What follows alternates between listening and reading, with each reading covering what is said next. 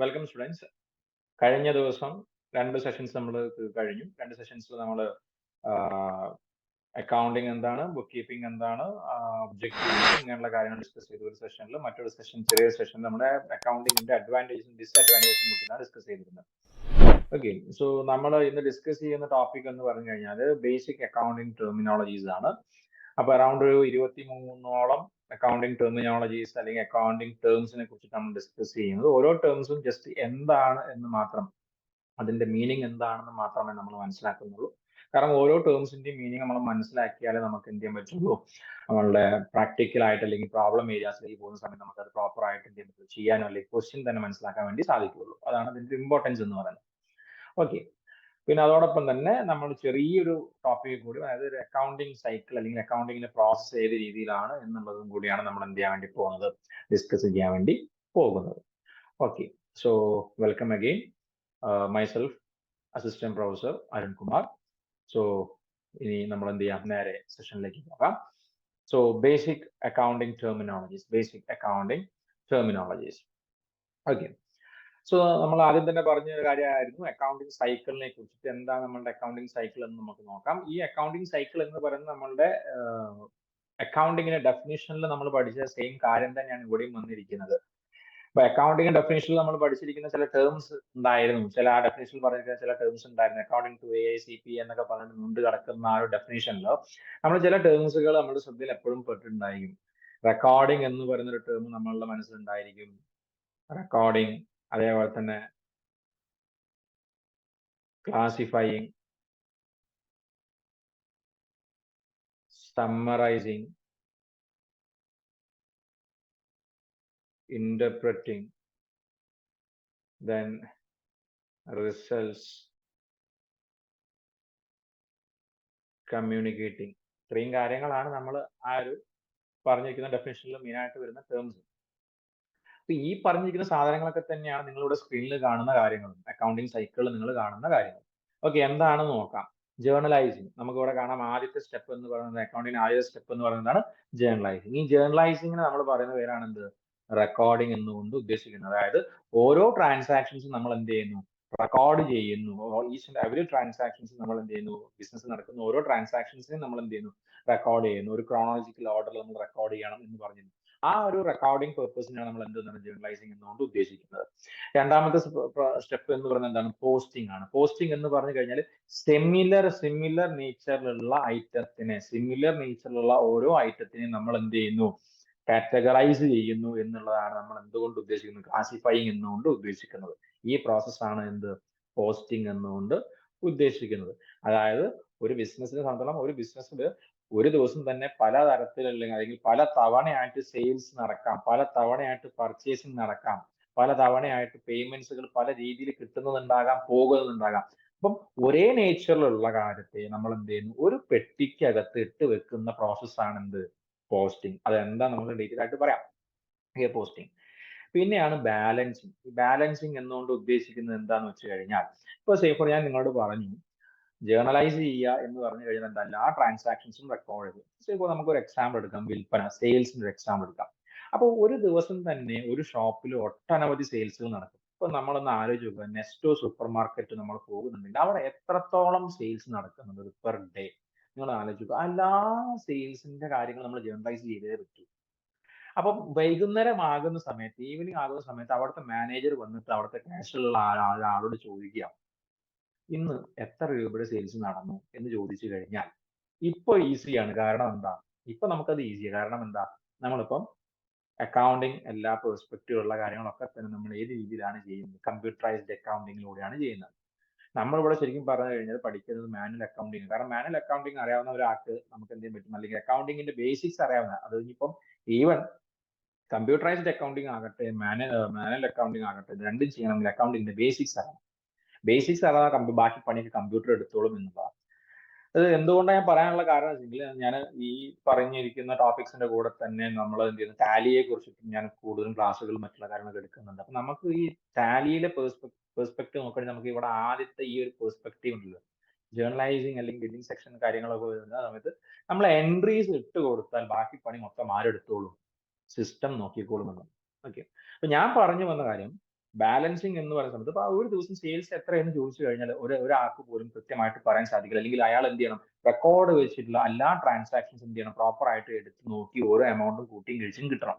അപ്പൊ അതിനൊരു എളുപ്പവഴി എന്ന രീതിയിൽ വേണ്ടിയിട്ടാണ് ഈ ബാലൻസ് ജേർണലൈസിങ് കഴിഞ്ഞിട്ട് എന്ത് ചെയ്തത്, ഒരേ സെയിൽസിന്റെ എല്ലാ കാര്യങ്ങളും, അതായത് എല്ലാ സെയിൽസിനും പിടിച്ചിട്ട് എന്ത് ചെയ്ത് ഒരു ബോക്സിലേക്ക് ഇട്ട് മാറ്റിയിട്ട് അതിനെ പോസ്റ്റിംഗിലേക്ക് ആക്കിയത്. അല്ലെങ്കിൽ പോസ്റ്റിംഗ് അഥവാ നമ്മൾ അതിനെ പറയുന്ന പേരാണ് ലെഡ്ജർ പോസ്റ്റിംഗ് എന്നാണ് അതിനെ പറയാം. അപ്പൊ ലെഡ്ജറിലേക്ക് പോസ്റ്റ് ചെയ്ത് ഒരു പെട്ടിയിലേക്ക് ഇട്ട് വെച്ചു. അപ്പൊ ഈ പെട്ടിയിലേക്ക് ഇട്ട് വെച്ച് കഴിഞ്ഞാൽ പിന്നെ അതിനെ നമ്മൾ എന്ത് ചെയ്യും, ടോട്ടൽ ചെയ്ത് നോക്കും, ഒന്ന് ബാലൻസ് ചെയ്യും, എത്ര രൂപ ടോട്ടൽ ഉണ്ട്. ആ ബാലൻസിങ് പ്രൊസീജിയർ എങ്ങനെയാണെന്ന് നമുക്ക് പറയാം. അപ്പൊ ആ ബാലൻസ് ചെയ്ത് കഴിഞ്ഞാൽ നമുക്ക് അവിടെ കൃത്യമായിട്ട് മനസ്സിലാക്കാൻ സാധിക്കും എത്ര എമൗണ്ട് ആണ് ആ ഒരു അക്കൗണ്ട് പ്രകാരം, ആ ഒരു പ്രോപ്പർ ലെഡ്ജർ പ്രകാരം എത്ര എമൗണ്ട് ഉണ്ട് എന്നുള്ളത്. ആ എമൗണ്ടിനെ നമ്മൾ എന്ത് ചെയ്യും, ഒന്ന് ട്രയൽ ബാലൻസിലേക്ക് കൊണ്ടുപോകും. ട്രയൽ ബാലൻസ് എന്ന് പറഞ്ഞു കഴിഞ്ഞാൽ അക്കൗണ്ടിങ് ഇക്വേഷനുമായി ബന്ധപ്പെട്ടിട്ടുള്ള, അല്ലെങ്കിൽ അക്കൗണ്ടിങ് ഡ്യുവാലിറ്റി പ്രിൻസിപ്പിളുമായി ബന്ധപ്പെട്ടിട്ടുള്ള ഒരു തീം ഉണ്ട്. Debit is equal to credit എന്ന് പറയുന്ന ഒരു aspect, debit equal to credit എന്ന് പറയുന്ന ആസ്പെക്ട്. ഇതൊക്കെ നമ്മൾ ഡിസ്കസ് ചെയ്യട്ടോ, അതൊക്കെ നമ്മൾ വരുന്ന ഒരു വീഡിയോസ് നമ്മൾ ഡിസ്കസ് ചെയ്യുന്നത്, എന്താണ് ഡെബിറ്റ്, എന്താണ് ക്രെഡിറ്റ്, നമ്മൾ ഡിസ്കസ് ചെയ്യും ഈച്ച് ആൻഡ് എവരി പോയിന്റ് വെച്ചിട്ട്. അപ്പൊ ഈ ട്രയൽ ബാലൻസിലേക്ക് നമ്മൾ എന്ത് ചെയ്യും, പോസ്റ്റ് ചെയ്യും. ട്രയൽ ബാലൻസിൽ നമ്മൾ ഈ ട്രയൽ ബാലൻസിന്റെ പർപ്പസ് എന്ന് പറഞ്ഞു കഴിഞ്ഞാൽ ജസ്റ്റ് ടു ചെക്ക് ആക്യുറസി ആണ്. ചെക്ക് ആക്യുറസി നമ്മൾ ഇതുവരെ ചെയ്തു വന്നിട്ടുള്ള ജേർണലൈസിങ് ആകട്ടെ, ലെഡ്ജർ പോസ്റ്റിംഗ് ആകട്ടെ, ലെഡ്ജർ ബാലൻസിങ് ആകട്ടെ, ഈ 3 സ്റ്റെപ്പുകൾ നമ്മൾ പ്രോപ്പർ ആയിട്ടാണോ ചെയ്തിട്ടുള്ളത്, അതിലെന്തെങ്കിലും തെറ്റുകൾ സംഭവിച്ചിട്ടുണ്ടോ എന്നും കൃത്യമായിട്ട് മനസ്സിലാക്കാൻ വേണ്ടിയിട്ടാണ് നമ്മൾ എന്ത് ചെയ്യുന്നത്, ട്രയൽ ബാലൻസ് പ്രിപ്പയർ ചെയ്യുന്നത്. എന്തെങ്കിലും തെറ്റ് പറ്റിയിട്ടുണ്ടെങ്കിൽ ഈ debit will not be equal to credit, ഇത് ഉറപ്പിച്ചു. Debit will not be equal to credit. തെറ്റുകളുണ്ടെങ്കിൽ നിങ്ങളുടെ ഡെബിറ്റും ക്രെഡിറ്റ് രണ്ട് സൈഡും ഉണ്ടാവില്ല, ഈക്വൽ ആകില്ല. അതായത് നിങ്ങളുടെ ലെഫ്റ്റ് ഹാൻഡ് സൈഡും നിങ്ങളുടെ റൈറ്റ് ഹാൻഡ് സൈഡും എന്താവില്ല, ഈക്വൽ ആകില്ല എന്ന് ഉറപ്പ്. അത് രണ്ട് ഈക്വൽ ആണെങ്കിൽ നിങ്ങൾ ഇതുവരെ ചെയ്തു വന്നിട്ട് എല്ലാ പ്രോസസ്സും എന്താണ്, വളരെ പക്ക നീറ്റാണ്. ഓക്കെ, അതിനുശേഷം നമ്മൾ എന്ത് ചെയ്യും, അപ്പം നമ്മൾ സമ്മറൈസ് ചെയ്യുക എന്നുള്ളതാണ് ഇതുകൊണ്ട് ഉദ്ദേശിക്കുന്നത്, ഈ ട്രയൽ ബാലൻസിന്റെ പ്രിപ്പറേഷൻ. അതേപോലെ തന്നെ എവിടേക്ക് വരുന്നത്, trading and profit and loss account preparation, balance sheet. ഇവിടെ നമ്മൾ അസർട്ടൈൻ ചെയ്യുന്നത് വെറും പ്രോഫിറ്റും ലോസും, നമ്മളുടെ ഈ വർഷത്തെ പ്രോഫിറ്റ് ഉണ്ടോ ലോസ് ആണോ എന്താണുള്ളത്. ഇവിടെ നമ്മൾ അസസ് ചെയ്യുന്നത് നമ്മളുടെ ഫൈനാൻഷ്യൽ പൊസിഷൻ എങ്ങനെയാണ് എന്നുള്ളതാണ് അനലൈസ് ചെയ്യുന്നത്. അപ്പൊ ഇത് കഴിഞ്ഞു കഴിഞ്ഞാൽ പിന്നെ നമ്മൾ ആ റിസൾട്ട് ഇന്റർപ്രറ്റ് ചെയ്തു, ആ റിസൾട്ട്സ് ഇന്റർപ്രറ്റ് ചെയ്ത് കഴിഞ്ഞാൽ പിന്നെ ഈ റിസൾട്ട്സ് നമ്മൾ എന്ത് ചെയ്യും, ഇത് രണ്ടും, അത് ബാലൻസ് ഷീറ്റും അതേപോലെ തന്നെ ഈ ട്രേഡിംഗ് ആൻഡ് പ്രോഫിറ്റ് അക്കൗണ്ട് നമ്മൾ ആരുമായിട്ട് കമ്മ്യൂണിക്കേറ്റ് ചെയ്യും, നമ്മളുടെ യൂസേഴ്സുമായിട്ട്, ഇൻട്രസ്റ്റഡ് യൂസേഴ്സുമായിട്ട് കമ്മ്യൂണിക്കേറ്റ് ചെയ്യുന്നത്. അപ്പൊ അക്കൗണ്ടിങ് സൈക്കിൾ, അല്ലെങ്കിൽ അക്കൗണ്ടിങ് സൈക്കിൾ എന്ന് പറയുന്നതാണ്. ആദ്യത്തെ സ്റ്റെപ്പ് എന്ന് പറയുന്നത് ജനറലൈസ് ചെയ്യുക എന്നുള്ളത്, രണ്ടാമത്തെ സ്റ്റെപ്പ് എന്ന് പറയുന്നത് ബാലൻസിങ് ആണ്, തേർഡ് സ്റ്റെപ്പ് എന്ന് പറയുന്നത് ട്രയൽ ബാലൻസിങ് പ്രിപ്പറേഷൻ ആണ്, ഫോർത്ത് സ്റ്റെപ്പ് എന്ന് പറയുന്നത് trading and profit loss account ആണ്, പിന്നെ ബാലൻസ് ഷീറ്റ്, ഇത് വീണ്ടും ജനറലൈസിങ്. ഒരു വർഷം തുടങ്ങുന്നു, ആ വർഷം അവസാനിക്കുന്ന സമയത്ത് വീണ്ടും ബാലൻസ് ഷീറ്റ് പ്രിപ്പയർ ചെയ്യും, വീണ്ടും തുടങ്ങും, വീണ്ടും അവസാനം ബാലൻസ് ഷീറ്റ് പ്രിപ്പയർ. ഈ ഒരു വർഷത്തിൽ നമ്മൾ ഈ പ്രോസസ് ഇങ്ങനെ കണ്ടിന്യൂസ് ആയിട്ട് നടത്തിക്കൊണ്ടേ ഇരിക്കും എന്നുള്ളത് എന്ത് ചെയ്യാം, മനസ്സിലാക്കുക. So this is accounting cycle. Okay, now move on to the accounting terms. നമ്മൾ ആദ്യത്തെ ടേം നമ്മൾ പറയാണ് എൻറ്റിറ്റി. എന്താണ് എൻറ്റിറ്റി എന്ന് നോക്കാം. What do you mean by entity? Entity എന്ന് പറഞ്ഞു കഴിഞ്ഞാൽ ഒരു എക്കണോമിക് യൂണിറ്റ് ആണ്. ഒരു എക്കണോമിക് യൂണിറ്റ് ആണ് നമ്മൾ എന്ത് എന്ന് പറയുന്നത്, എൻറ്റിറ്റി എന്നുകൊണ്ട് ഉദ്ദേശിക്കുന്നത്. അപ്പൊ ഇവിടെ എക്സാമ്പിൾ ആയിട്ട് കൃത്യമായിട്ട് വളരെ പെട്ടെന്ന് മനസ്സിലാക്കേണ്ട ഒരു എക്സാമ്പിൾ കൊടുത്തിട്ടുണ്ടാണ്, ബിർള ഇൻഡസ്ട്രീസ് അല്ലെങ്കിൽ റിലയൻസ് ഇൻഡസ്ട്രീസ്. ഇതൊക്കെ എന്താണ്, ഒരു എൻറ്റിറ്റി ആണ്, ഒരു എക്കണോമിക് ആക്ടിവിറ്റി. അതായത് ബിസിനസ് പ്രവർത്തിപ്പിക്കുന്ന, അല്ലെങ്കിൽ ഒരു ബിസിനസ് സ്ഥാപനമാണ്, ഒരു ബിസിനസ് ആക്ടിവിറ്റി. ഒരു ആക്ടിവിറ്റി എന്തിനുള്ള ആക്ടിവിറ്റിയാണ്, to earn profit, to create economic profit. നിങ്ങൾ ഒരു ആക്ടിവിറ്റി ചെയ്യുന്നവരാണെങ്കിൽ അവരെ നമ്മൾ എന്ത് പറയാം, എൻറ്റിറ്റി ആണെന്ന് പറയാം. Okay, second one is transactions. Transaction എന്ന് പറഞ്ഞു കഴിഞ്ഞാൽ എന്താണ്, it is an exchange in which each participants receives A value. Each participant ഒരു എക്സ്ചേഞ്ച് ആണ്. ആ ഒരു എക്സ്ചേഞ്ചിൽ എന്ത് സംഭവിക്കുന്നുണ്ട്, each participant will receive a value. അതായത് നിങ്ങൾക്ക് മനസ്സിലാക്കാൻ സാധിക്കും, ഇപ്പോൾ 2 പേഴ്സൺസ് ഉണ്ടെന്ന് വിചാരിക്കുക. ഈ 2 പേഴ്സൺസിനും ഒരു സെയിൽ നടക്കുന്നുണ്ടെങ്കിൽ, ഇപ്പൊ നമ്മൾ വാങ്ങുന്നുണ്ടെങ്കിൽ, നമ്മൾ വിൽക്കുന്നുണ്ടെങ്കിൽ, നമ്മൾ സെയിൽ ചെയ്യുന്നുണ്ടെങ്കിൽ, നമ്മൾ ആലോചിക്കുക, നമ്മളിവിടെ സെയിൽ ചെയ്യുന്നത് സേ ഫോർ ഒരു മൊബൈൽ ഫോൺ നമ്മളിവിടെ സെയിൽ ചെയ്യണം. ഒരു മൊബൈൽ ഫോൺ നമ്മളിവിടെ എന്ത് ചെയ്യുന്നു, സെയിൽ ചെയ്യുന്നു. അപ്പൊ ഈ മൊബൈൽ ഫോൺ നമ്മളിവിടെ സെയിൽ ചെയ്യുന്ന സമയത്ത് ഈ മൊബൈൽ ഫോണിന്റെ വാല്യൂ എത്രയാണ്, 10,000 റുപ്പീസിന്റെ മൊബൈൽ ഫോണിന്റെ വാല്യൂ ആണ്. അപ്പം a is selling it to b, ബിക്കാണ് സെയിൽ ചെയ്യുന്നതെങ്കിൽ ബിക്ക് ഒരു വാല്യൂ കിട്ടുന്നുണ്ട്. ബിക്ക് എന്താ കിട്ടുന്നത്, ബിക്ക് എന്ത് കിട്ടുന്നു, ബിക്ക് ഈ മൊബൈൽ ഫോൺ കയ്യിൽ കിട്ടുന്നുണ്ട്, വാല്യൂ വർത്ത് ഉള്ള ഒരു മൊബൈൽ ഫോൺ കയ്യിൽ കിട്ടുന്നു. പകരം എക്ക് എന്ത് റിസീവ് ചെയ്യുന്നു, എക്ക് എന്ത് റിസീവ് ചെയ്യുന്നുണ്ട്, 10,000 റുപ്പീസും റിസീവ് ചെയ്യുന്നുണ്ട്. സോ അതിന്റെ അർത്ഥം എന്ന് പറഞ്ഞു കഴിഞ്ഞാൽ എന്താണ്, രണ്ടു പേർക്കും, അതായത് both parties, each party will receive a value. Each party will receive a value. Purchase of raw material for cash or on credit, ഇതൊക്കെ എന്താണ് ട്രാൻസാക്ഷൻസ് ആണ്. ഒരു എക്സാമ്പിൾ പറയാം. What do you by entry, എന്താണ് എൻട്രി എന്നുകൊണ്ട് ഉദ്ദേശിക്കുന്നത്? So entry post ചെയ്യാതെ നേരത്തെ ഞാൻ പറയുന്നത്. അപ്പൊ ആ എൻട്രി എന്നുകൊണ്ട് ഉദ്ദേശിക്കുന്നത് എന്തിനെയാണ് എന്നുള്ളതാണ് നമ്മൾ നോക്കുന്നത്. ഓക്കെ, അപ്പം എൻട്രി എന്ന് പറഞ്ഞു കഴിഞ്ഞാൽ റെക്കോർഡാണ്, ഒരു റെക്കോർഡാണ്. എന്ത് റെക്കോർഡാണ്? Which is made in the books of accounts. Accounting ബുക്സുകൾ ഒരു ട്രാൻസാക്ഷൻ, ഇപ്പൊ നമ്മൾ പറഞ്ഞു ഇവിടെ ട്രാൻസാക്ഷൻ ഉണ്ടെന്ന് പറഞ്ഞു. അപ്പൊ ഈ ഒരു ട്രാൻസാക്ഷനുമായി ബന്ധപ്പെട്ടിട്ട് നമ്മൾ നമ്മുടെ ബുക്സിൽ എന്ത് നടത്തുന്നു? ഒരു റെക്കോർഡ്, അതായത് ഒരു എഴുതുന്നുണ്ടെങ്കിൽ ആ ഇങ്ങനൊരു ട്രാൻസാക്ഷൻ നടന്നു എന്ന് നമ്മൾ എന്ത് ചെയ്യുന്നു? അതിനെ രേഖപ്പെടുത്തുന്നുണ്ടെങ്കിൽ that is termed as what? Entry. That is termed as entry. Okay. Now, liabilities. എന്താണ് liabilities എന്നുകൊണ്ട് ഉദ്ദേശിക്കുന്നത്?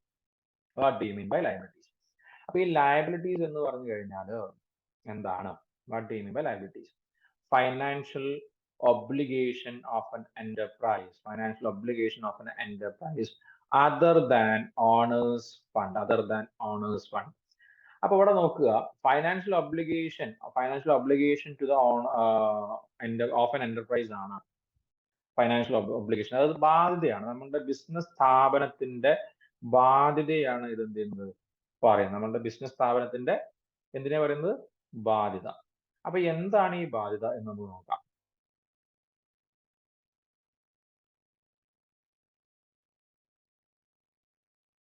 ഓക്കെ, അപ്പൊ എന്താണ് നമ്മളുടെ ബാധ്യത? അപ്പൊ നമുക്കറിയാം, നമ്മുടെ ബിസിനസ് സ്ഥാപനങ്ങൾ ചിലപ്പം കടത്തിന് സാധനങ്ങൾ വാങ്ങാൻ മതിയാകും, അല്ലെങ്കിൽ മറ്റുള്ള രീതിയിൽ ബാങ്കിൽ നിന്ന് ലോൺ എടുക്കാൻ മതിയാകും. അങ്ങനെയുള്ള കാര്യത്തെയാണ് നമ്മൾ എന്നുകൊണ്ട് ഉദ്ദേശിക്കുന്നത് ഫൈനാൻഷ്യൽ ഒബ്ലിഗേഷൻ എന്നുകൊണ്ട് ഉദ്ദേശിക്കുന്നത്. പക്ഷെ അവിടെ ശ്രദ്ധിക്കേണ്ട കാര്യം എന്നാൽ അതർ ദാൻ ഓണേഴ്സ് ഫണ്ട്. ഓണറുടെ ഫണ്ട് അല്ലാതെ, അതായത് ബിസിനസ് ഓണറുടെ ഫണ്ട് അല്ലാതെ ഉള്ള മറ്റുള്ള ഫൈനാൻഷ്യൽ ഒബ്ലിഗേഷൻസ്. അപ്പൊ അങ്ങനെയാണെങ്കിൽ ബിസിനസ് ഓണറുടെ ഫണ്ടും ഒരു ഫൈനാൻഷ്യൽ ഒബ്ലിഗേഷൻ ആണോ അല്ലയോ എന്നുള്ളതാണ് നമ്മൾ മനസ്സിലാക്കേണ്ടത്.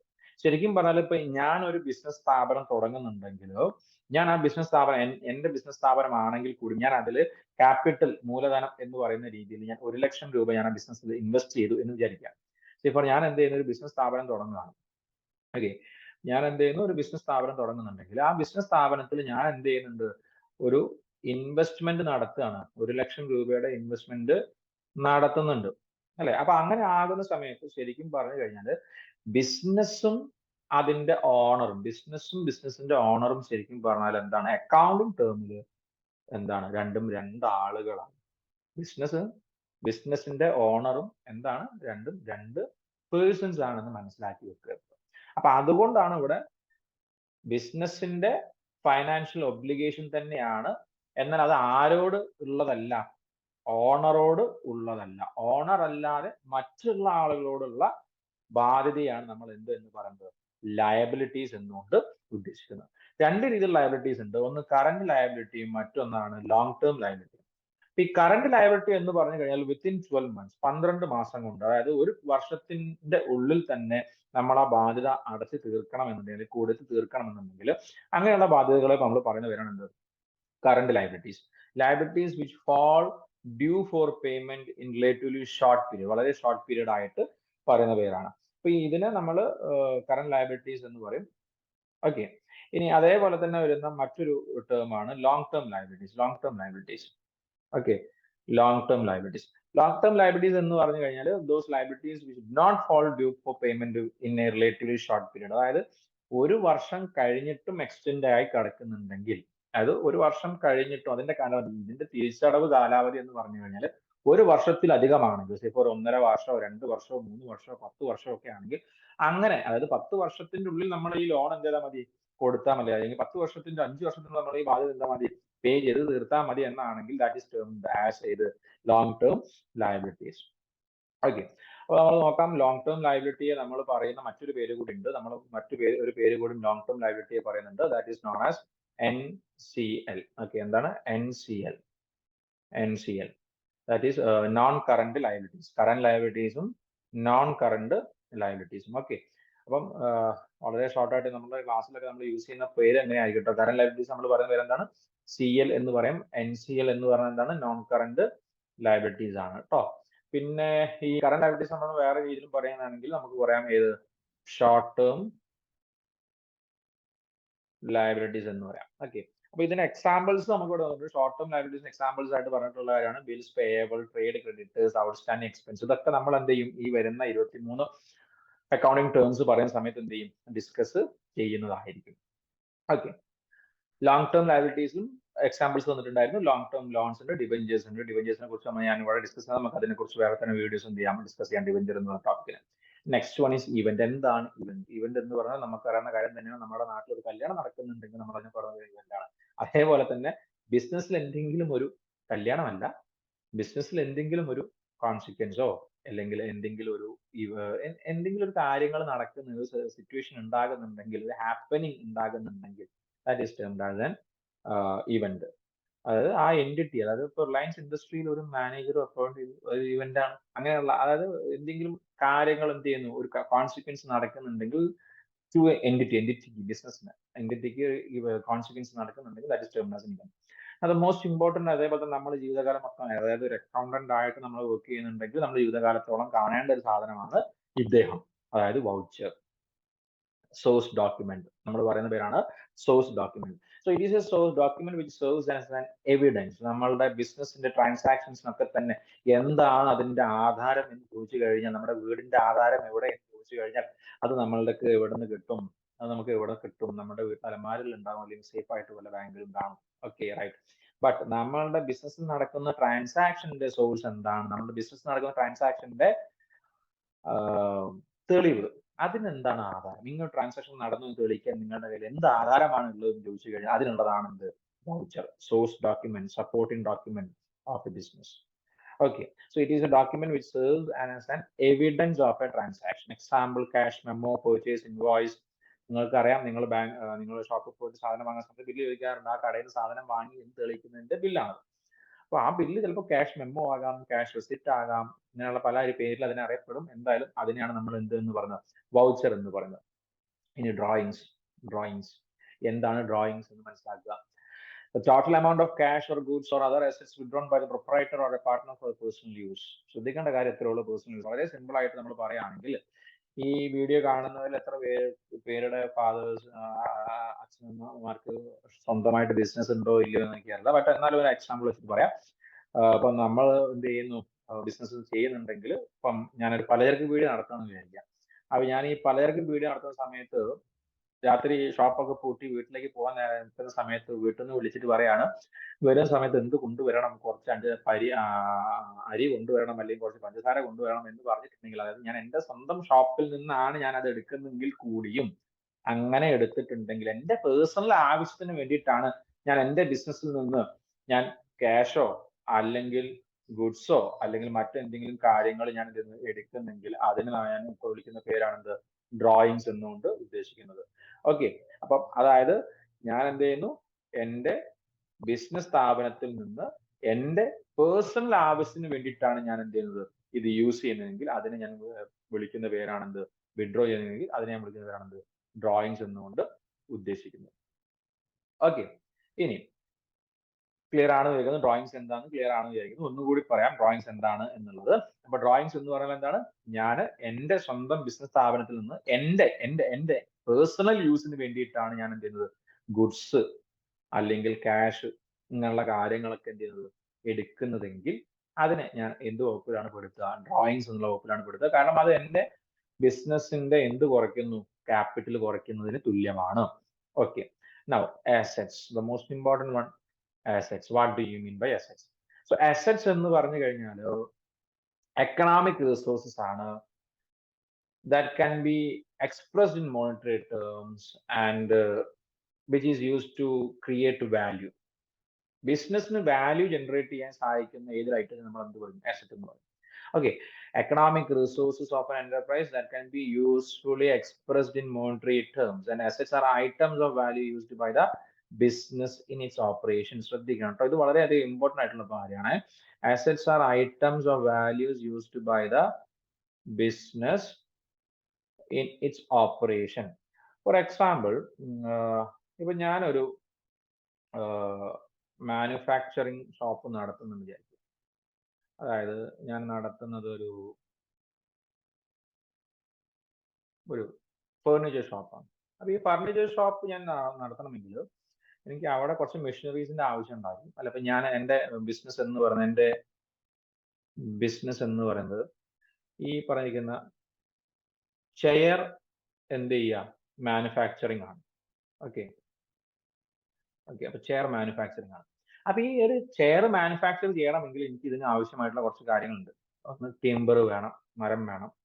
പിന്നെ ഈ ടിമ്പർ കൂടാതെ ഈ ടിമ്പർ പ്രോസസ് ചെയ്യാനുള്ള മെഷീനറീസ് വേണം, ടൂൾസ് വേണം, ആ ഒരു ബിൽഡിംഗ് വേണം ഈ മെഷീനറി ഒക്കെ എടുത്ത് വെക്കണമെങ്കിൽ. അവിടേക്ക് വേണ്ട ലൈറ്റ് ആൻഡ് ഫിറ്റിങ്സ്, മറ്റുള്ള കാര്യങ്ങൾ വേണം, ഇതൊക്കെ വേണം. ഓക്കെ, അപ്പം എന്റെ ബിസിനസ് ഓപ്പറേഷൻ, അതായത് എന്റെ ബിസിനസ് എന്ന് പറയുന്നത് ചെയർ ഉണ്ടാക്കുക എന്നിട്ട് വിൽക്കുക എന്നുള്ള. അപ്പൊ ഈ ചെയർ എന്ന് പറഞ്ഞു കഴിഞ്ഞാൽ എന്റെ എന്ത് തന്നെയാണ്, അസറ്റ് തന്നെയാണ്. പക്ഷെ ഈ അസറ്റ് എന്ന് പറഞ്ഞു കഴിഞ്ഞാൽ എങ്ങനെയുള്ള അസറ്റ് ആണെന്നറിയോ? ഇത് നമ്മൾ പറയുന്ന പേരെന്താ? ഗുഡ്സ് എന്ന്. അതിന് നമ്മൾ എന്താ പറയാ? ഗുഡ്സ് എന്നാണ് ഇതിനെ പറയാം. അസറ്റ് എന്നല്ല, ഇതിന് നമ്മൾ എന്താ പറയാ? ഗുഡ്സ് എന്ന്. കാരണം എന്താ? ഈ ചെയർ ഉണ്ടാക്കുക, വിൽക്കുക എന്നുള്ളതാണ് എന്റെ ബിസിനസ്. അതായത് എന്റെ ബിസിനസ് എന്തിനാണോ ഡീൽ ചെയ്യുന്നത് അതിനെയാണ് ഞാൻ എന്ത് എന്ന് പറയാം? ഗുഡ്സ് എന്ന് പറയാം. അത് ഗുഡ്സ് എന്ന് പറയാൻ എന്താണ്? The items that business deals with. The item that business deals with. ഇതിനെയാണ് നമ്മൾ ഗുഡ്സ് എന്ന് പറയാം. എന്നാൽ ഈ ഗുഡ്സിന്റെ പ്രിപ്പറേഷന് വേണ്ടിയിട്ട്, അതായത് നമ്മളുടെ ബിസിനസിന്റെ ഓപ്പറേഷൻസ് നടക്കാൻ വേണ്ടിയിട്ട് ഞാൻ ഉപയോഗിച്ചിട്ടുള്ള ഈ പറഞ്ഞിരിക്കുന്ന സാധനങ്ങൾ, അതായത് അവിടെയുള്ള ബിൽഡിങ്, മെഷീനറികൾ, ടിമ്പർ, മരങ്ങൾ, മറ്റ് ടൂൾസുകൾ, ഇങ്ങനെയുള്ള എല്ലാ കാര്യങ്ങളും, ഇതിനെയാണ് ഞാൻ എന്ത് എന്ന് പറയുന്നത്? എൻ്റെ ബിസിനസിന്റെ അസറ്റ്സ് എന്നുകൊണ്ട് ഉദ്ദേശിക്കുന്നത്. അതായത് എൻ്റെ ബിസിനസിന്റെ ഓപ്പറേഷൻസ് പ്രോപ്പർ ആയിട്ട് നടന്നു പോകാൻ വേണ്ടിയിട്ട് ഞാൻ വാങ്ങിയിട്ടുള്ള എല്ലാ ഐറ്റംസും എൻ്റെ എന്താണ്? അസറ്റ്സ് ആണ് എന്ന് മനസ്സിലാക്കുക. So assets are items of value used by the business in its operations. ബിസിനസിന്റെ ഓപ്പറേഷൻസ് പ്രോപ്പർ ആയിട്ട് നടത്താൻ വേണ്ടിയിട്ട് അവരുടെ അല്ലെങ്കിൽ ആ ബിസിനസ് വാങ്ങിയിട്ടുള്ള കാര്യത്തിൽ നമ്മൾ അസറ്റ്സ് എന്ന് പറയുന്നത്. ബ്രോഡ്ലി രണ്ട് ടൈപ്പ് ഓഫ് അസറ്റ്സ് ആണുള്ളത്. ഒന്ന് കറണ്ട് അസറ്റ്സും മറ്റൊന്ന് നോൺ കറണ്ട് അസറ്റ്സുമാണ്. ഇത് കൂടാതെ ഇഷ്ടംപോലെ ഡിഫറെന്റ് ടൈപ്സ് ഓഫ് അസറ്റ്സുകളുണ്ട്. ഞാൻ പക്ഷേ ഓവർ ഡീപ്പായിട്ട് പോകുന്നില്ല. നമുക്ക് അതിന് വേണമെങ്കിൽ പ്രത്യേകം തന്നെ ഒരു വീഡിയോ എന്ത് ചെയ്യാവുന്നതാണ്. ഏതൊക്കെ ജസ്റ്റ് പേരുകൾ മാത്രം എന്ത് ചെയ്യാൻ പറയാം. Okay, so current asset. എന്താണ് കറണ്ട് അസറ്റ്? കറണ്ട് അസറ്റ് എന്ന് പറഞ്ഞു കഴിഞ്ഞാൽ വിച്ച് ക്യാൻ ബി ഹെൽഡ്. എങ്ങനെ കൈവശം വെക്കുന്നതാണ്? ഒന്ന് in the form of cash, ക്യാഷിന്റെ രൂപത്തിൽ, അതായത് നമ്മുടെ കൈവശമുള്ള നോട്ട്സുകൾ. in the form of for their conversion into cash, which can be held for their conversion into cash. അതായത് എന്റെ കൈവശം ഉള്ള സാധനത്തെ എനിക്ക് എന്താക്കി മാറ്റാം? ക്യാഷ് ആക്കി മാറ്റാമെങ്കിൽ അത് കറണ്ട് അസറ്റ് ആണ്. അതായത് നേരത്തെ ഞാൻ ഈ പറഞ്ഞ പോലെ ഷെയർ, ഗുഡ്സ്, അതിപ്പോ എന്റെ കയ്യിൽ എന്തിന്റെ രൂപത്തിലുള്ളത്? ഷെയറിന്റെ രൂപത്തിലുള്ളത്. ഷെയറിന്റെ രൂപത്തിലുള്ള സാധനത്തിന് എനിക്ക് എന്ത് ചെയ്യാം? അതിനെ വിറ്റ് കഴിഞ്ഞാൽ എന്തായിട്ട് മാറി? ക്യാഷ് ആയിട്ട് മാറി. അപ്പൊ ഗുഡ്സ്, അതായത് നമ്മുടെ കൈവശമുള്ള സ്റ്റോക്കുകൾ, ബിസിനസിന്റെ സ്റ്റോക്കുകളൊക്കെ തന്നെ എന്താണ്? കറണ്ട് അസറ്റ് ആണ്. കാരണം അതിനെ നമുക്ക് എന്താക്കി മാറ്റാൻ പറ്റും? ക്യാഷ് ആക്കിയിട്ട് മാറ്റാൻ വേണ്ടി പറ്റുമെന്നുള്ളത്. പിന്നെ for their consumption in the production of goods in the course of business. For their consumption in the production of goods in the course of business. ബിസിനസിന്റെ കോഴ്സിൽ, അതായത് ബിസിനസ് എത്ര കാലത്തോടുണ്ടോ ആ സമയത്തിന്റെ ഉള്ളിൽ, അല്ലെങ്കിൽ ആ ഒരു കൺസംഷൻ പാറ്റേണിൽ പ്രൊഡക്ഷൻ നടക്കുന്ന സമയമുണ്ടല്ലോ. അപ്പൊ പ്രൊഡക്ഷൻ നടക്കുന്ന സമയത്തിന്റെ ഉള്ളിൽ അതിനെന്താക്കി മാറ്റാൻ വേണ്ടി പറ്റും? ബിസിനസ് കോഴ്സിലേക്ക് കൊണ്ടുവരാൻ വേണ്ടി പറ്റുമെന്നുണ്ടെങ്കിൽ അതിനെ നമുക്ക് എന്തായാലും കൺസിഡർ ചെയ്യാൻ പറ്റും? കറണ്ട് അസറ്റ് ആയിട്ട് കൺസിഡർ ചെയ്യാൻ പറ്റും. അപ്പൊ അതിനുള്ള എക്സാമ്പിൾ ആണ് ഇത്. ക്യാഷ് ഇൻ ഹാൻഡ്, നമ്മുടെ കൈവശമുള്ള ക്യാഷ് അറ്റ് ബാങ്ക്, നമ്മുടെ ബാങ്കിലുള്ളത്. സ്റ്റോക്ക് എന്ന് പറഞ്ഞു കഴിഞ്ഞാൽ എന്താണ്? നമ്മുടെ കൈവശം ഉള്ള ഗോഡൌണിൽ കിടക്കുന്ന ഗുഡ്സ്, അതായത് ഫിനിഷ്ഡ് കംപ്ലീറ്റ് പ്രോസസ്സ് കഴിഞ്ഞിട്ടുണ്ട്, കംപ്ലീറ്റ് ആണ്. ചെയർ ചിലപ്പം നമ്മൾ ഉണ്ടാക്കിയിട്ട് പകുതിയിൽ നിൽക്കുന്നുണ്ടാകും, കാല് മാത്രം തട്ടിക്കൂട്ടി ഫ്രെയിം മാത്രം ആയതുണ്ടാകും. ഫ്രെയിമിന്റെ പണി കഴിഞ്ഞ് പെയിന്റിങ് മാത്രം കഴിഞ്ഞു, ഫർണിഷിങ് ഫുള്ളായിട്ടുണ്ടല്ല, പോളിഷിങ് വരെ തീർന്നതുണ്ടാകും. പിന്നെ അത് എന്ത് ചെയ്യണം? റാപ്പ് ചെയ്യണം. അപ്പൊ അങ്ങനെയുള്ള കംപ്ലീറ്റ് ഫിനിഷ്ഡ് പ്രൊഡക്റ്റ് ആക്കിയിട്ടുണ്ടെങ്കിൽ ഓക്കെ. എന്നാൽ വെറും മരമായിട്ട് കിടക്കുന്നുണ്ടെങ്കിൽ അതെന്താണ്? തുടങ്ങിയിട്ടേ ഇല്ല എന്നുള്ളതാണ്. ഓക്കെ, അപ്പം അത് നമ്മൾ ആ രീതിയിൽ കാറ്റഗറൈസ് ചെയ്യുന്നുണ്ട് എന്ന് കൂടി മനസ്സിലാക്കുക. Debtors, bills receivable, stock of raw materials. അപ്പൊ നേരത്തെ പറഞ്ഞല്ലോ, അപ്പൊ ടിമ്പർ മാത്രമാണെങ്കിൽ അതിന്റെ റോ മെറ്റീരിയൽ മരം മാത്രമേ അവിടെ ഉള്ളൂ. അത് ഈർന്ന് പ്രോസസ്സ് തുടങ്ങി കഴിഞ്ഞാൽ അതെന്തായി? വർക്ക് ഇൻ പ്രോഗ്രസ് ആയി. Stock of work in progress, പണി നടന്നുകൊണ്ടിരിക്കുക, കംപ്ലീറ്റ് ആയിട്ടില്ല. അപ്പൊ ഇങ്ങനെയുള്ള കാര്യങ്ങളൊക്കെ നമുക്ക് എന്താക്കി മാറ്റാൻ പറ്റും? ക്യാഷ് ആക്കി മാറ്റാൻ വേണ്ടി സാധിക്കും എന്ന് മനസ്സിലാക്കുക. അപ്പൊ അങ്ങനെ പെട്ടെന്ന് ക്യാഷ് ആക്കി മാറ്റാൻ പറ്റാവുന്ന കാര്യങ്ങളൊക്കെ തന്നെ നമ്മളുടെ ഏത് വകുപ്പിൽ പെടുന്നതാണ്? കറണ്ട് അസറ്റിന്റെ വകുപ്പിൽ പെടുന്നതാണ്. ഇനി ഫിക്സഡ് അസറ്റ്സ് എന്ന് പറഞ്ഞു കഴിഞ്ഞാൽ ഇപ്പൊ ഞാൻ നേരത്തെ പറഞ്ഞ കാര്യങ്ങളാണ് ഫിക്സഡ് അസറ്റ്സ് എന്നുകൊണ്ട് ഉദ്ദേശിക്കുന്നത്. ഈ പറയുന്ന മെഷീനറി മറ്റുള്ള കാര്യങ്ങളൊക്കെ തന്നെ. അതായത് which are held for the purpose for providing or producing goods and services and those that are not held for resale in the normal course of business. ബിസിനസിന്റെ നോർമൽ കോഴ്സിൽ വാങ്ങിയിട്ട് വീണ്ടും വിൽക്കാൻ, റീസെയിൽ ചെയ്യാൻ വേണ്ടിയിട്ട് നമ്മൾ വാങ്ങി വെക്കുന്ന സാധനങ്ങളല്ല. എന്തെങ്കിലും പ്രശ്നങ്ങൾ ഉണ്ടെങ്കിൽ നമ്മൾ വിൽക്കും, നോർമലാണ്.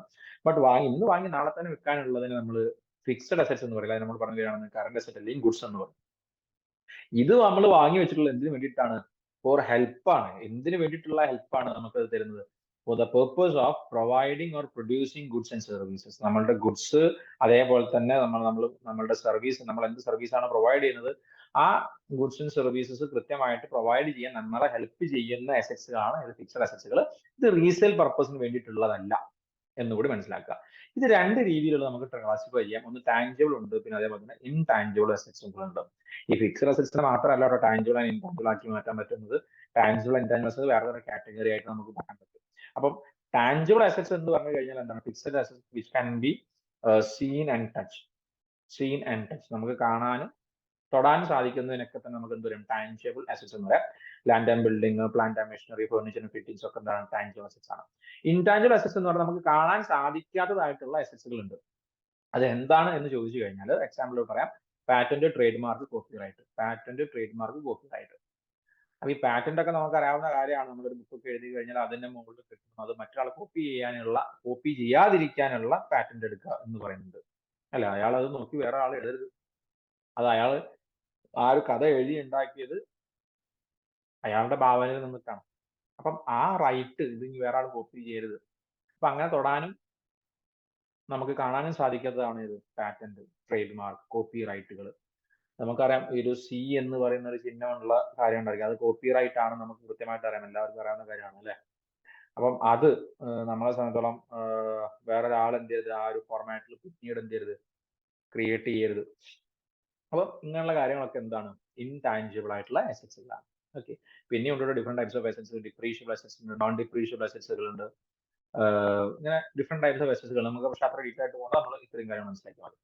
Next term is sales. എന്താണ് sales? Debtors, purchase, stock, inventory. Okay. So sales എന്ന് പറഞ്ഞു കഴിഞ്ഞാൽ എന്താണ്? What do you mean by sales? Sales എന്ന് പറഞ്ഞാൽ എന്താ? നമുക്ക് അറിയാവുന്ന കാര്യം തന്നെയാണ്. എന്താണ് sales? Which the goods are sold or services ആണ്. നമ്മൾ ബിസിനസ് കൊടുക്കുന്ന അല്ലെങ്കിൽ ബിസിനസ് വിൽക്കുന്ന ഗുഡ്സോ അല്ലെങ്കിൽ ബിസിനസ് വിൽക്കുന്ന സർവീസോ അതിന്റെ എമൗണ്ടിന്, അതിന്റെ വാല്യൂവിന് നമ്മൾ പറയുന്ന പേരാണെന്ത്? സെയിൽസ് എന്നുകൊണ്ട് ഉദ്ദേശിക്കുന്നത്. ഈ ട്രേഡ് ഡെപ്റ്റേഴ്സ് സെയിൽസുമായി കണക്ട് ചെയ്തിട്ടുള്ള ആളാണ് ആര്? Trade debtors. ആരുമായി കണക്ട് ചെയ്തിരിക്കുന്നതാണ്? സെയിൽസുമായി കണക്ട് ചെയ്തിരിക്കുന്ന പേഴ്സൺ ആണ് ആര്? Trade debtors. എന്താണ് ട്രേഡ് ഡെപ്റ്റേഴ്സ്? നമ്മൾ ഈ പറഞ്ഞിരിക്കുന്ന സെയിൽസ് ഒന്നുകിൽ സെയിൽസ് രണ്ട് രീതിയിൽ നടക്കാം. ഒന്നുകിൽ നമ്മൾ ക്യാഷിന് ആകാം, അല്ലെങ്കിൽ എന്താകാം? ക്രെഡിറ്റിനാകാം. ക്രെഡിറ്റ് എന്ന് പറഞ്ഞാൽ കടത്തിനും നമ്മൾ വിൽക്കാറുണ്ട് അല്ലെ. നമ്മളിപ്പോ ഒരു സാധനം വെക്കുന്നുണ്ടെങ്കിൽ അത് ക്യാഷ് കിട്ടിയിട്ടേ വെക്കും, നമ്മൾ വാശി പിടിക്കാറില്ല. പകരം നമ്മൾ എന്ത് ചെയ്യുന്നുണ്ട്? അത് ക്രെഡിറ്റ് ആസ്പെക്ടിനാണെങ്കിൽ അല്ലെങ്കിൽ കടത്തിനാണെങ്കിൽ നമ്മൾ എന്ത് ചെയ്യാറുണ്ട്? വിൽക്കാറുണ്ട്. അപ്പൊ അങ്ങനെ നമ്മൾ കടത്തിന് വിൽക്കുന്നുണ്ടെങ്കിൽ, കടത്തിനാണ് നമ്മളത് വിൽക്കുന്നതെങ്കിൽ, അത് വിറ്റ് കഴിഞ്ഞാൽ അവിടെ ഒരു പുതിയൊരു പാർട്ടി ജനറേറ്റ് ചെയ്ത് വരുന്നുണ്ട്. ആ പാർട്ടിയെ നമ്മൾ പറയുന്ന പേരാണ് എന്ത്? Trade debtor. അതായത് ഇപ്പോൾ A and B, two parties, A and B. A എന്ത് ചെയ്യുന്നു? ബിക്ക് സെയിൽ ചെയ്യുന്നു. ഈ സെയിൽ എങ്ങനെയുള്ള സെയിലാണ്? ക്രെഡിറ്റ് സെയിലാണ്. എങ്ങനെയുള്ള സെയിലാണ്? ക്രെഡിറ്റ് സെയിലാണ്. അപ്പം ക്രെഡിറ്റ് സെയിൽ ആയി കഴിഞ്ഞാൽ ആരാണോ, അതായത് എ ആരാണ് ഇവിടെ? സെല്ലറാണ്. ബി ആരാണ് ഇവിടെ? ബയ്യർ ആണ്. Okay. Credit sale of rupees 10,000, 10,000 ഇവിടെ ക്രെഡിറ്റ് സെയിൽ ആണ് നടന്നത്.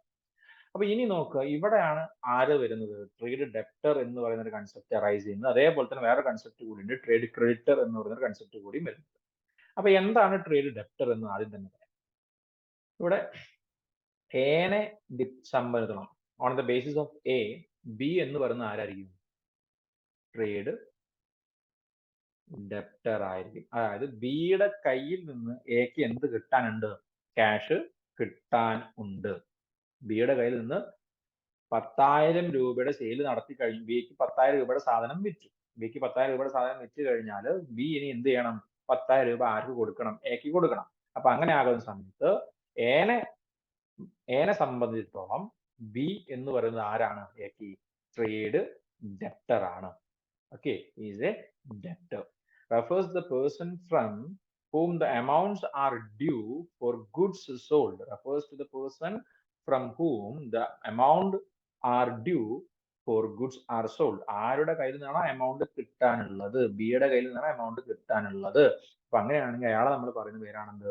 ഡെപ്റ്റർ എന്നുകൊണ്ട് ഉദ്ദേശിക്കുന്നത്. അപ്പൊ അങ്ങനെയാണെങ്കിൽ ഏനെ എന്തായിരിക്കും പറയാം?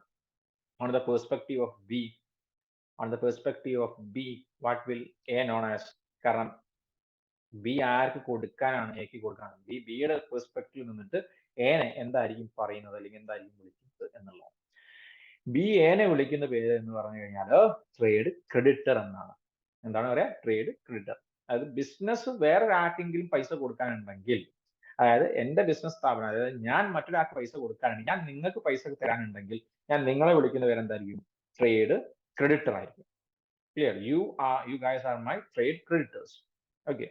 At the same time, നിങ്ങൾ എന്നെ വിളിക്കുന്ന എന്ത് പേരിലായിരിക്കും? Trade debtor. കാരണം എന്താ? നിങ്ങളെ സംബന്ധിച്ചോളം ഞാൻ നിങ്ങൾക്ക് പൈസ തരാനാണ്. ഓക്കെ. അപ്പൊ നിങ്ങളെ ആസ്പെക്റ്റില് ഞാൻ ആരാണ്? നിങ്ങളുടെ ആരാണ്? ട്രേഡ് ഡെപ്റ്ററും. എന്റെ ആസ്പെക്റ്റില് നിങ്ങൾ എന്റെ ട്രേഡ് ക്രെഡിറ്ററും ആണ് എന്ന് മനസ്സിലാക്കി വെക്കുക. ഓക്കെ.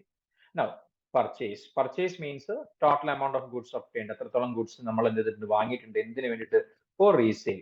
ഒന്നുകിൽ റീസെയിലിന് വേണ്ടിയിട്ടോ അല്ലെങ്കിൽ പ്രൊഡക്ഷന് വേണ്ടിയിട്ടോ, പ്രൊഡക്ഷൻ പർപ്പസിന് വേണ്ടിയിട്ടോ നമ്മൾ എത്രത്തോളം ഗുഡ്സ് വാങ്ങിയിട്ടുണ്ടോ അതിനെ പറയുന്ന പേരാണ് എന്താണ്? പർച്ചേസ് എന്നുള്ളത്. സ്റ്റോക്ക് അഥവാ ഇൻവെന്ററി എന്ന് കൂടി പറയാം. ഇത് ടാഞ്ചിബിൾ അസറ്റ് ആണ്. പക്ഷേ നമ്മൾ മനസ്സിലാക്കേണ്ട കാര്യം, ടാഞ്ചിബിൾ പ്രോപ്പർട്ടി ആണെങ്കിൽ കൂടിയും ഇത് എന്ത് തന്നെയാണ്? കറണ്ട് അസറ്റ് ആണ്. അപ്പം ഇത് എന്താണ്? Held for sale in the ordinary course of business. Normal business ടൈമിൽ എന്ത് ചെയ്യും? ഇത് സെയിൽ ചെയ്ത് പോകും. അതേപോലെ തന്നെ ഇത് കൺസ്യൂം ചെയ്യും. പ്രൊഡക്ഷൻ പ്രോസസ്സിന് വേണ്ടി നമ്മൾ എന്ത് ചെയ്യും? ഉപയോഗിക്കും. ഈ സ്റ്റോക്ക് എന്ന് പറയുന്ന സമയത്ത് അവിടെ കൃത്യമായിട്ട് മനസ്സിലാക്കുക 3 കാര്യങ്ങൾ ഉണ്ടായിരിക്കും. അവിടെ റോ മെറ്റീരിയൽസ് ഉണ്ടായിരിക്കും, ഫിനിഷ്ഡ് ഗുഡ്സ് ഉണ്ടായിരിക്കും, അതായത് സെമി ഫിനിഷ്ഡ് ഗുഡ്സ് ഉണ്ടായിരിക്കും എന്നുള്ളത് മനസ്സിലാക്കുക. അത് റോ മെറ്റീരിയൽസ് നേരത്തെ ചേറിന്റെ എക്സാമ്പിൾ പറഞ്ഞാൽ മരം മാത്രമാണെങ്കിൽ raw materials.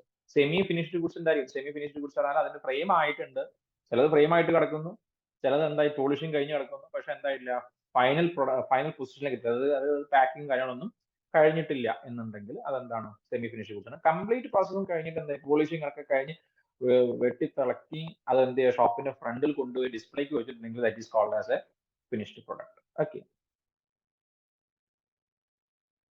Okay. So I think കുറച്ചുകൂടി വീഡിയോ ലെങ്ത് കൂടുന്നുണ്ടെന്ന് തോന്നുന്നു. അപ്പൊ അതുകൊണ്ട് നമുക്ക് എന്ത് ചെയ്യാം? ഈ ഒരു വീഡിയോ 2 പാർട്ടായിട്ട് എന്ത് ചെയ്യാം? ഡിസ്കസ് ചെയ്യുന്നതായിരിക്കും നന്നാവുക. നമ്മളിപ്പോൾ ഡിസ്കസ് ചെയ്ത് കുറച്ച് പോയിന്റ്സ് നമ്മൾ ഡിസ്കസ് ചെയ്തു. അതായത് നമ്മൾ ഇതിന്റെ കൂടെ തന്നെ മറ്റൊരു കാര്യങ്ങൾ 2 കാര്യങ്ങൾ കൂടി ഡിസ്കസ് ചെയ്തു. അതായത് അക്കൗണ്ടിങ് സൈക്കിളിനെ കുറിച്ച് നമ്മൾ ഡിസ്കസ് ചെയ്തു. പിന്നെ entity, transaction entry, liabilities, event voucher, drawings, അസറ്റ്സുകൾ, ഫിക്സ്ഡ് അസറ്റ്സുകൾ, കറണ്ട് അസറ്റ്സുകൾ, ടാഞ്ചിബിൾ അസറ്റ്സ്, ഇൻടാഞ്ചിബിൾ അസറ്റ്സ്, പിന്നെ സെയിൽസ്, ഡെപ്റ്റേഴ്സ്, പർച്ചേസ്, സ്റ്റോക്ക്. അപ്പൊ അപ്രോക്സിമേറ്റ് ഇപ്പൊ എത്ര ഡിസ്കസ് ചെയ്തു നമ്മൾ? 1, 2, 4, 10, 13, അപ്രോക്സിമേറ്റ് 13 ടേംസ് ഡിസ്കസ് ചെയ്ത് കഴിഞ്ഞു നമ്മൾ. ഓക്കെ. നമുക്ക് കുറച്ചുകൂടി ഡീറ്റെയിൽ, കാരണം അതിന്റെ ഉള്ളിലും കുറച്ച് ഇമ്പോർട്ടൻ്റ് ആയിട്ടുള്ള കാര്യങ്ങൾ വരുന്നുണ്ട്. അപ്പൊ കുറച്ച് ലെങ്ത് ആകും വീഡിയോ. സോ അതുകൊണ്ട് ഞാൻ എന്ത് ചെയ്യാണ്? ഇന്നത്തെ സെഷൻ ഇവിടെ അവസാനിപ്പിക്കുകയാണ്. Will meet in the next session.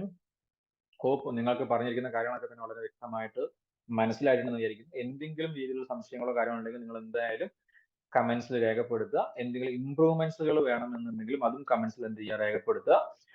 And thanks for watching this video. Thank you.